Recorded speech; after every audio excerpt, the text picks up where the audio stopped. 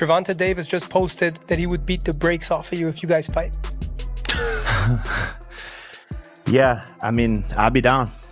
Let's run it. Like, I'll be super, super down. I don't know if Gervonta needs Jake Paul. Let's be clear, right? Is there a height limit in boxing? Bro, what even is this matchup? Jake Paul versus Gervonta Davis? Come on now. Fans have been loyal, waiting, screaming for real fights. And meanwhile, the one guy who actually earned his shot, Lamont Roach, has been stuck waiting in line for that rematch like it's a trip to the DMV. Lamont Roach reacted to this news by calling Gervonta Davis a duck, while Ryan Garcia said that the WWE influence has officially spilled over the boxing industry. And instead of the fight fans have been asking for, we get Tank versus Jake Paul. Seriously? It feels like boxing sold us a circus ticket when we thought we were signing up for history. The craziest part, I still don't know how Jake even made this happen. What did he say to Tank? Something like, yo, I'll throw you a Netflix-sized bag enough to cover your retirement, and Tank just shrugged like, alright, legacy can wait. He is big, Tank has a lot of skill, but I don't think he's the same Tank that we saw the most incredible knockouts. We saw him, Lamont Roach performed great. I don't know if he loves it enough to be the guy who outweighs him by 80 to 100 pounds. Instead of giving Roach the rematch he deserves, Tank's chasing Jake's cash register. Forget belts, forget legacy. He saw that paycheck and it looked like palm trees and early retirement. Jake's not selling a fight. He's selling a golden parachute with frequent flyer miles. And the wildest part? Tank signed on like he was turning in his 2-week notice. Makes you wonder, has boxing become nothing but payday hunting? Because when even top names like Davis jump into the money pool, the whole sport starts looking like a comedy sketch. Yelling so much about him fighting someone, fight somebody your size. His next opponent is by far the most credentialed guy he's ever fought. There's one problem. He fights at 135 pounds. Jake comes off desperate, chasing validation from real fighters, while Tank looks greedy, ducking the real smoke. Fans wanted a bonfire, but what we got feels like fireworks from Party City. It's the boxing equivalent of canceling Thanksgiving dinner just to warm up instant noodles. This sport is supposed to be about legacy, belts, and greatness, but lately it feels more like contracts, clout, and straight-up clickbait. He's not interested in chasing greatness. Not everyone is like that. What he's interested in is money. And I don't think any of us should judge in that respect. Like, the bottom line is if until you're put in that position, what would you do? Would you really turn down 30 million just because someone said that I should be chasing legacy? And after all this circus chatter about Tank versus Jake Paul, you know who's sitting on the sidelines like, yo, what about me? Lamont Roach Jr. This man's been waiting on that rematch like he's stuck at the DMV, ticket in hand. But instead of Tank calling his number, he's out here signing up for a Netflix showcase with Jake Paul. Roach even kept it 100 in his interview, flat out said, that rematch don't even look like it's happening. And honestly, that's wild. Well, first off, the rematch, yes, it don't look like it's happening. As far as my future, man, we moving on. We can't just sit around and drag our feet. I mean, like I said, we're not going to sit and wait. I think their best bet is to, you know what I'm saying, try to structure something.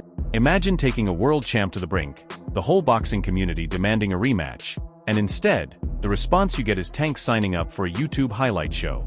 If I were Lamont Roach, I'd feel like the sport just ghosted me. You could hear the frustration in his tone when he said, we're not just gonna sit around dragging our feet. On top of that, he admitted Tank's team hasn't even reached out about negotiations, which makes it seem like Tank's already checked out and moved on. So, you know, that's what it is, and that's what it's looking like. Again, we still haven't heard from his camp, like, specifically when it comes to the business. So, you know, it is what it is. Roach understands he's not the so-called cash cow, but he's chasing legacy, not clout. And when asked if Tank even wanted the fight, Roach didn't hesitate. He dropped a cold, honestly no. Just when it seemed like the Roach situation couldn't get any more complicated, Shakur Stevenson stepped in like, forget that, fight me instead. And let's be real, that's the matchup the boxing world has been starving for. Roach absolutely earned his rematch, no question. But Tank versus Shakur? That's legacy written in bold print. Maybe he'll fight Jake Paul instead. What do you think of that? I think that's terrible. Why? I mean, I get it, because at the end of the day, it's the money business, and you want to make the most money. But from what I'm hearing, he can make more money in a fight. Instead, Tank's out here looking at Jake like Netflix just handed him a promo code. Even Shakur tossed Jake a backhanded compliment, saying he's improved and might even be a champ one day. Bro, that's like saying your uncle who hoops at the YMCA might get drafted into the NBA. Respectfully, not happening. But that's classic Shakur, cool, calculated, dropping shade with a straight face. At the end of the day, he spelled it out. Tank chasing Jake is nothing but a cash grab. Tank versus Shakur though? That's the fight you, me, and the entire boxing world would actually line up to see. Paul? Do I think he beats Jake? Yeah. I mean, There's a huge size advantage, though. it is, but I think Tank got the skills to make sure he come out on top. Do you think that Jake has gone better? Yeah, I think actually Jake got tremendous. After Shakur kept it calm, Eddie Hearn came in sounding like the professor of boxing economics. And he didn't hold back. He flat out said this Tank versus Jake Paul thing isn't even real boxing. We're talking exhibition rules, 14-ounce gloves, weight classes that look like a video game glitch, Jake strolling around at 210 while Tank barely tips 135. That's not a fight, that's a magic trick.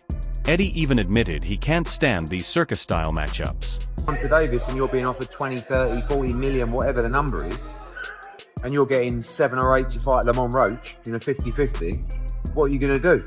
I mean, maybe the kid's half checked out of the game anyway. But then Eddie flipped it and said, look, if somebody waved 30 million at you instead of 7, what would you do? And he's not wrong. Most of us would be on the first flight to Netflix headquarters with gloves packed in the carry-on. The issue is, Tank was once all about smoke and legacy. Now it feels like he's clocking in for a celebrity spa day. And when Eddie hinted that Tank might already be half checked out, that hit hard. Fans wanted him locked in for Lamont Roach, and instead we're watching him gear up for Jake Paul.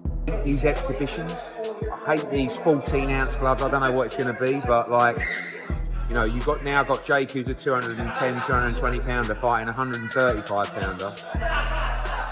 Bit weird. The guy's selling more pay-per-views than he's throwing real combinations. That's not a super fight, it's a side quest with a giant payday attached. Eddie tried to keep it professional, but Tim Bradley Jr. came rolling in like, forget the business, this is a straight-up circus. And honestly, he's not wrong. Bradley compared it to Bigfoot versus Littlefoot, Andre the Giant versus Wee Man. That's the kind of size mismatch we're talking about here.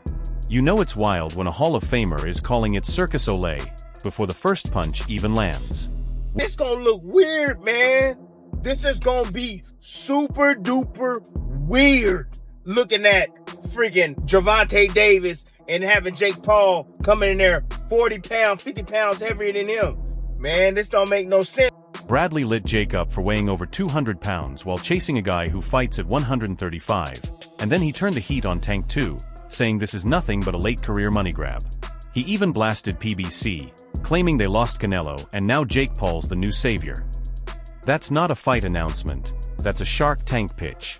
Picture Jake strolling in with his YouTube beard doubling as chin protection.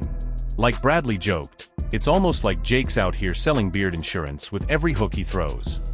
He at the end of it. He just trying to get this money and he trying to sell off. He trying to go buy his own damn island. That's what he want to do. He want to be by himself with his kids. He don't want to be around no women, nobody. He want to be chilling by himself with his kids, hanging out, singing Kumbaya songs. The funniest part? Bradley admitted he's still tuning in. That's what makes this whole thing so wild. He clowned the matchup from start to finish, called it weird, dangerous, even accused Tank of mentally checking out. But then he laughed and said, "Oh, I'll be watching, Netflix got me." And honestly, that's the vibe right now. We can roast it, we can hate it, but when the circus tent goes up, everybody's peeking inside. So here we are, boxing fans, waiting in line for history, only to get handed circus popcorn instead. Tank versus Jake Paul isn't the fight we wanted, but it's the one we're all about to rubberneck anyway. It's wild, it's messy, it's money over legacy. And whether you love it or hate it, you're gonna tune in, if only to see whether Tank cashes out with a retirement bag, or if Jake's beard really is championship-level chin insurance. Is it a payday? Hell yeah, it's a payday. Ooh, it's a payday out of this world. Man, Tank Davis is, hey, he's saving PBC. You know PBC ain't getting no money from Amazon. Either way, the sport's looking wild right now, and that's exactly why none of us can look away. Drop your thoughts on this whole Davis versus Paul circus down in the comments. Are you grabbing the popcorn or skipping this one altogether? And don't forget to hit that subscribe button here because if you don't, I just might have to send Tank Davis to your living room for a surprise sparring session.